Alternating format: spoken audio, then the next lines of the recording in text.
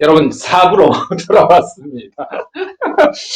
보통 사람들은 사실 책 한 권 쓰기도 힘들지 않습니까? 근데 벌써 쓰신 책이 몇 권이나 되셨습니까? 헤아려 보셨습니까?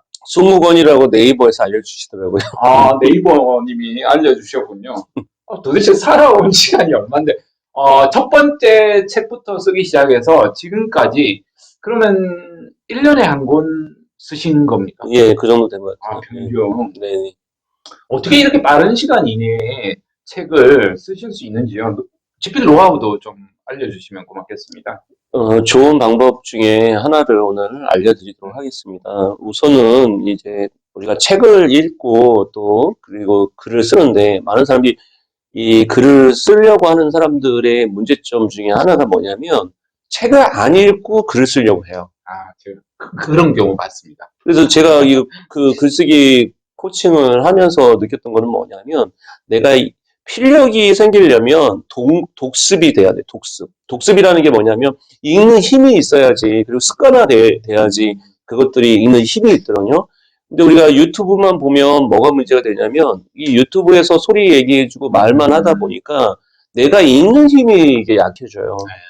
그래서 이 텍스트를 읽는 문해력이 좋아져야 되는데 문해력이 약해지는 거예요. 그래서 제가 그 글 쓰는 힘 중에 하나는 뭐냐면 책을 한 권이라도 한 달에 한 권씩이라도 내가 읽을 때 그냥 건성으로 읽지 말고 손으로 밑줄을 치면서 읽어보시는 게 좋아요. 그러면 이게 손이 움직이면서 수독이 되니까 제가 손으로 읽다 보면 이 머릿속에 이게 남는 게 많더라고요. 근데 대부분 사람들이 눈팅으로 책을 읽는 거예요. 그러니까 눈으로 책을 읽으니까 나중에 다 읽었는데도 몇 권 막, 1000권 읽었다고 하는데 얘기를 해보면요, 이 깊이가 없어요. 왜 그러냐면요, 그냥 훅기만 하는 거예요, 그냥. 그리고 남는 게 없는 거예요. 그래서 책을 읽더라도 남으려면 우선 손으로 밑줄을 치고 하나씩 내가 필사를 해보시는 게 제일 좋은 방법이다. 이 말씀을 꼭 드리고 싶습니다. 사실 필사는 더 어렵습니다. 책 읽는 것보다 한 속도로 3배 정도는 걸릴 겁니다. 그래서 책을 많이 읽는 다독으로 가지 마시고요. 책을 하나 선택할 때 좀 눈을 높여서, 이 책이 내가 예를 들어 코칭책 하면 코칭책이 한 1000권 이상 되더라고요. 그럼 그 중에서 진짜 코칭의 시조가 누구냐 찾으면 존 휘트머스 경이라고 해서 영국에 되게 경까지 올랐던 분이더라고요. 그 책을 하나 딱 찾아서 성과를 위한 그 리더십 코칭이라는 책인데 그 책을 제가 옛날에 읽었다가 최근에 지금 읽고 있어요. 근데 지금 읽으니까요. 와, 경험이 있고 읽으니까 굉장히 그 비유법이나 하나하나 다 다르게 느껴지는 거예요. 저도 읽은 것 같은데 기억이 한 20년 전인데. 그러니까요. 근데 그런 것들이 사실은 이런 것들이 책을 읽을 때도 시점이 중요해서 내가 경험한 거하고 이 책에 또 부분이 있어서 깊이가 있어서 그리고 대부분 책이 제가 한 번 읽었다면 내가 읽었으니까 안다고 생각해서 다시 읽는 재독을 안 하더라고요. 저도 반성합니다. 그래서 좋은 책을 많이 읽는 게 중요하지 그냥 많은 책을 읽는 거는 좋지 않다 오히려.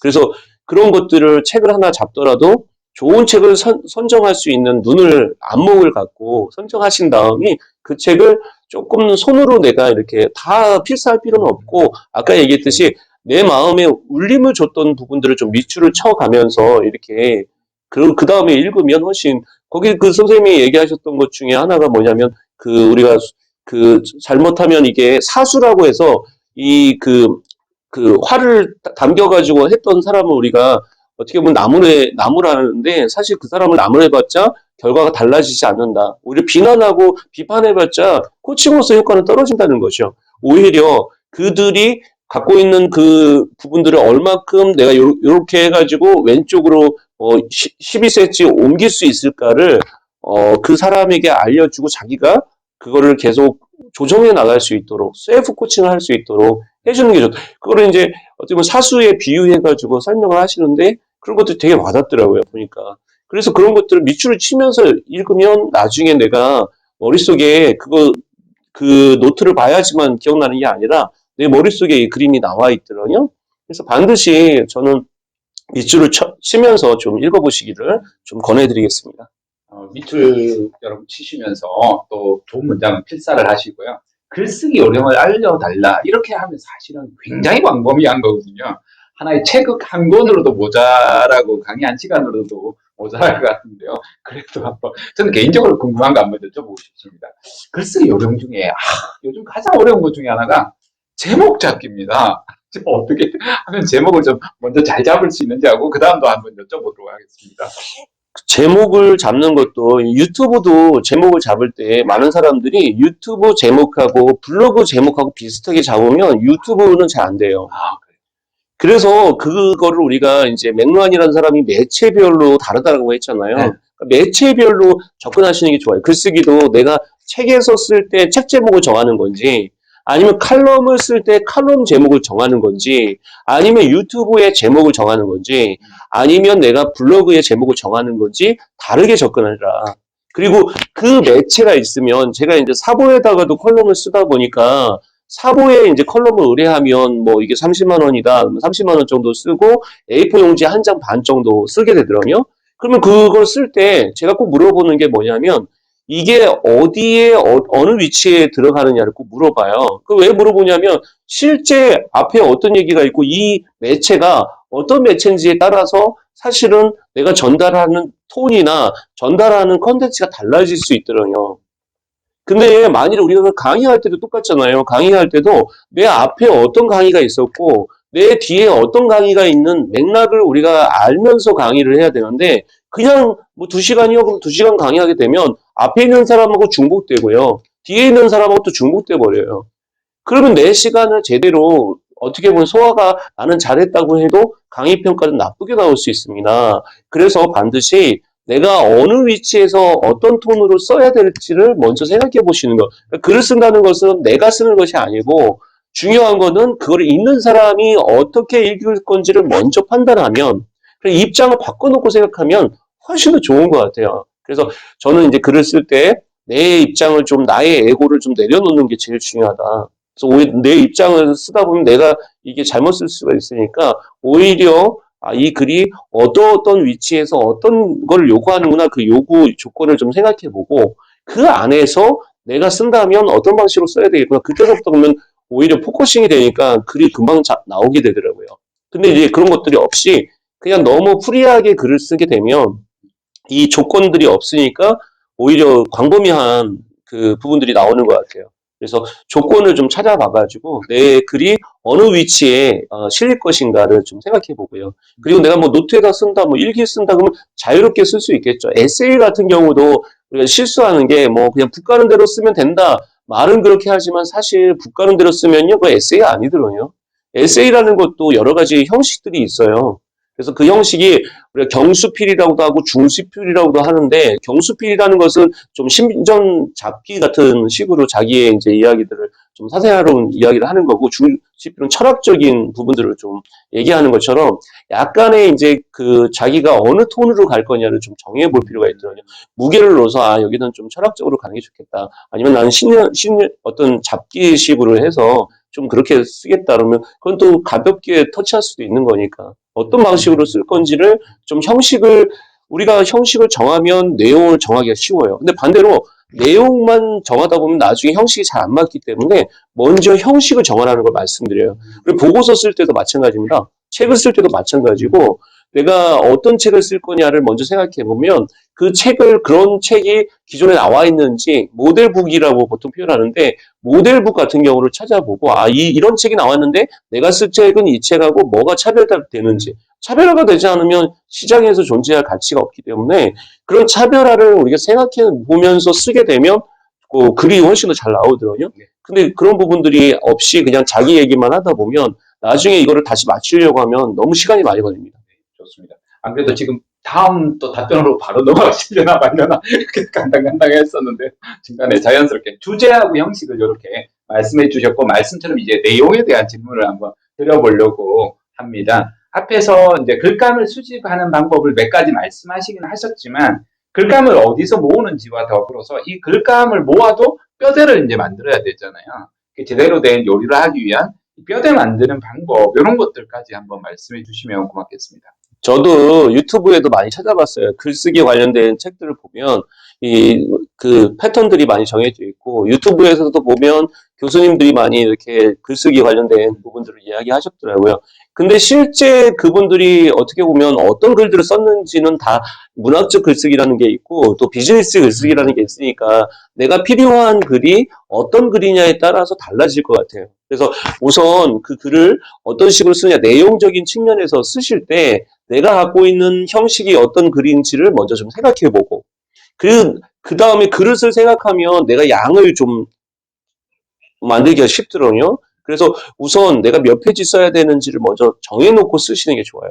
그러니까 제가 지금 글을 쓰는데도 요번에 이제 글을 쓴다 그러면 저는 이 글을 어떤 식으로 쓸까 해서 구조부터 먼저 만들어요. 예를 들면 요번에 이제 쓰는 게 나의 인생을 좀 되돌아보는 글을 쓰는데 한 구조를 크게 덩어리로 한 4가지 덩어리 쓰자. 첫 번째는 회상하는 부분을 쓰고 두 번째는 성장했던 부분 쓰고 성찰했던 부분 쓰고 마지막에 어떻게 보면 이 마무리하는 좀 이런 부분으로 쓰자. 그래서 이 정리를 쭉 해보는 거거든요. 그리고 이 회상할 때 제일 먼저 뭐를 시작할까? 인간은 기억에서 시작해서 기억으로 끝난다. 요 첫 문장을 먼저 정해요. 글을 쓸 때 좋은 방법 중에 하나가 첫 문장을 정하면 그때서부터 되게 좋은 것 같아요. 내가 어떻게 시작할지를 먼저 생각하면 그 다음에 이제 꼬리를 물고 꼬리를 물기가 쉽더라고요. 그래서 구조를 먼저 정하고 나서 그 다음에 글을 쓰시는 게 나중에 헤매지 않고 우리가 가는데 목차를 정하지 않고 쓰는 사람들이 많아요. 인덱스를 정하지 않고 쓰시면 나중에 뭐가 문제가 되냐면 시간이 많이 소모가 돼요. 초보들이 잘못하는 것 중에 하나가 처음에는 확산적 사고를 해가지고 막 그냥 이것저것 적었고 나중에 때려 넣어라 그러는데 때려 넣으면요 나중에 정리가 안 돼요. 그래서 오히려 구조를 먼저 만들어 놓고 그 구조 안에 내가 몇 페이지 정도를 쓸 것인가를 생각하고 그걸 실제 써 나가면서 조금씩 계속 절차 탁마라는 거를 쓰시면 좋아요.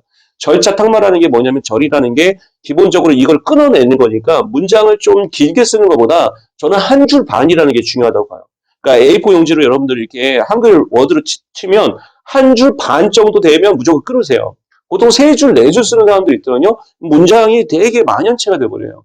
근데 한 줄, 2줄 돼서 끊으면 이게 문장 자체가 짧으니까 훨씬 더 이 문장이 훨씬 담백해질 가능성이 높습니다. 그래서 한 줄 반이라는 거 꼭 기억하세요. 한 줄 반만 기억하시면 글이 되게 단순해지고 간명해질 수 있어요. 짧으면 우선 이야기가 길지 않으니까 훨씬 더 잘 들어와요. 이제 이렇게 구조를 만들고 이제 내용을 채우고 나면 이제 기승전결을 완결된 글을 이렇게 쓰지 않습니까?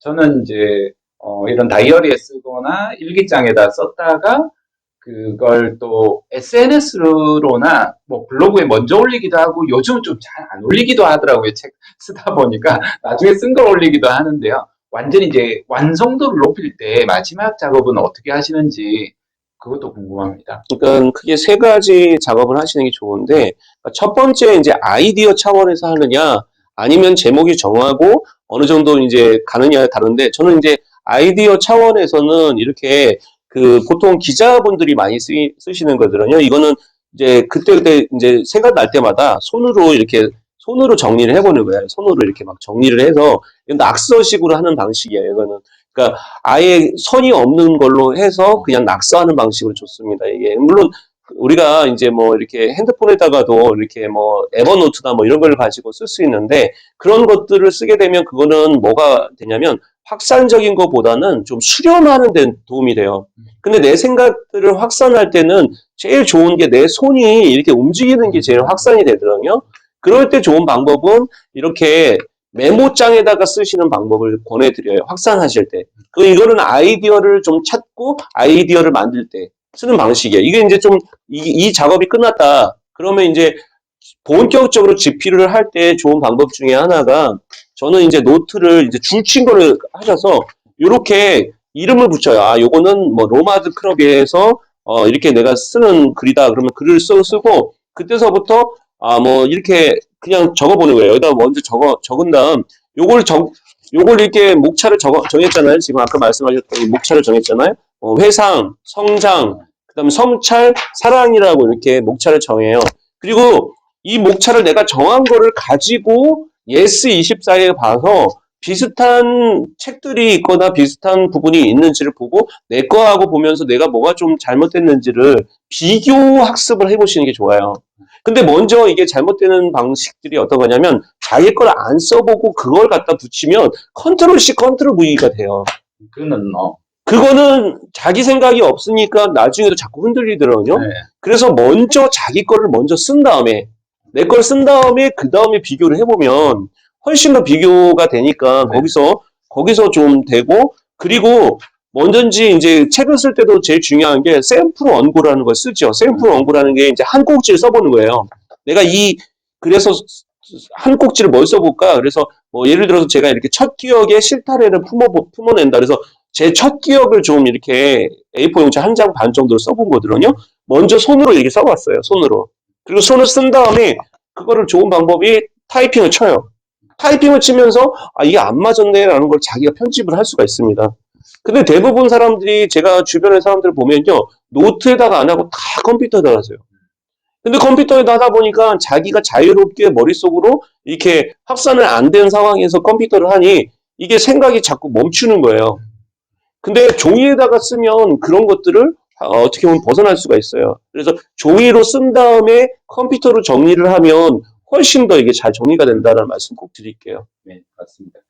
저도 이 다이어리에 썼을 때가 오히려 어떻게 보면 분량은 적지만 속도는 더 빨리 나왔던 것 같아요. 근데 어느 순간 컴퓨터를 먹는 걸 더 빨리 쓰다 보니까 양은 엄청나게 많아졌는데 정리적인 측면에서는 좀 느려진 오히려 저희 같은 세대는 이제 컴퓨터에 대한 어떤 디지털 이게 어떻게 원주민이 아니고 이주민이잖아요.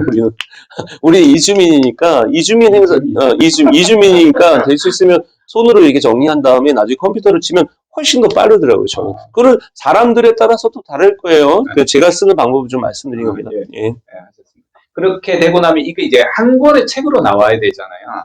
이 과정을 이미 많이 거쳤던 분은 너무나 자연스럽게 책을 출간하시는데요. 한 번도 접해보지 못한 분들은 심지어 뭐 대학에 있는 박사학위 계신 분들 중에서도 대증 서적 쓴 분은 백에 한두 분도 안 될 정도로 일반인들은 뭐 천에 한두 명도 안 되지 싶은데요. 그 과정들도 한번 좀 노하우 알려주시면 고맙겠습니다. 그래서 우선 그게 이제 그 자기 프로필도 봐서 내가 할 수 있는 이야기가 있고 내가 경험했던 이야기를 쓰셔야 되는데 내가 경험하지 않은 얘기를 쓰려고 하면 중간에 쓰다가 드롭되는 경우가 많아요.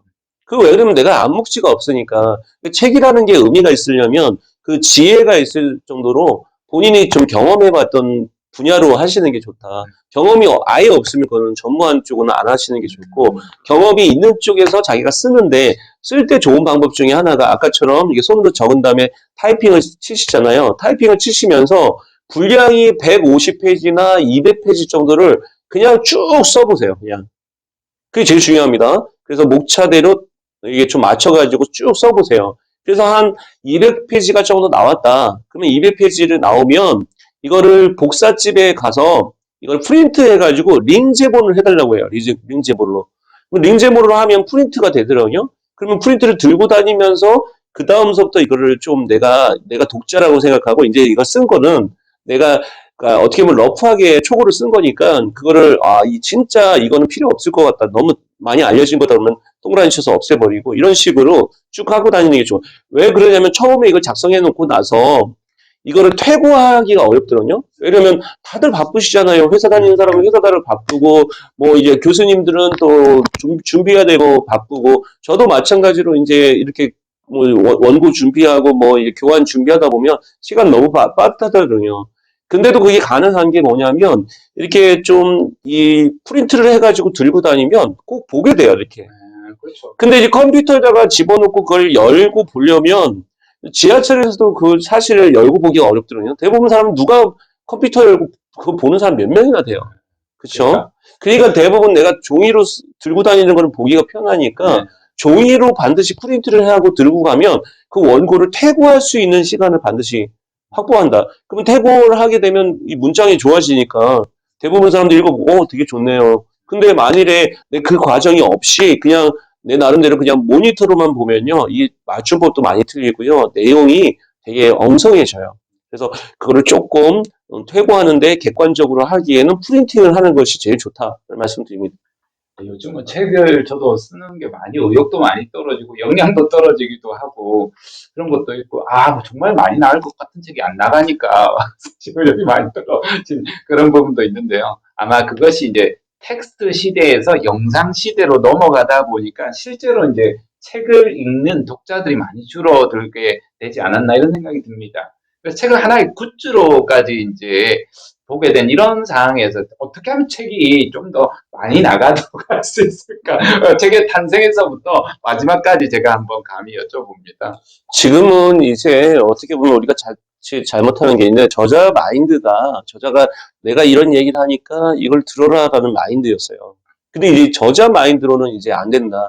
그거는 스토리텔링의 시대가 이제 지고 있다고 보셔야 돼요.